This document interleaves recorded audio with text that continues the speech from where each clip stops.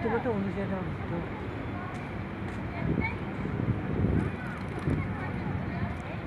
ಪತ್ತು ಕೊಗೆದ್ದಿದೆ, ಪತ್ತೊಂದೆಡ ಅದು ಕಲ್ಲು ಕೆ ಒಂದರ ಕೊಗೆ ಅವತ್ತ ಹತ್ತು ಹೋಗಿದ್ದವ ಇಲ್ಲಲ್ಲ.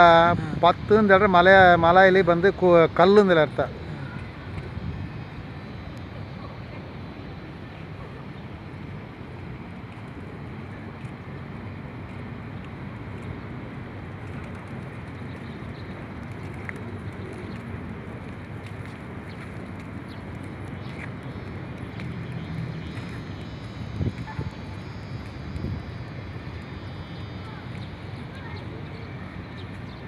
ಅಂದರೆ 2 ತಿಂಗಳಿಗೆ 3 ತಿಂಗಳು ಕಣಕ್ಕೆ ಹಾಕೋತದೆ.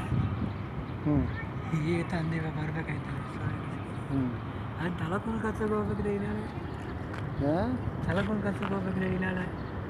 ಅದು ನಾ ಬಂದು ನಾಳೆ ಬೇರೆ ಏನೋ ಬಂದರೆ ಕೂಡ ಯಾರು ಹೇಳ್ರ ತುಳಿಸ್ತಾ ನನ್ನ ಮೂತಿ. ಏಯ್ ನನ್ನ ಮೂತಿ ತುಳಿಸ್ತಾ.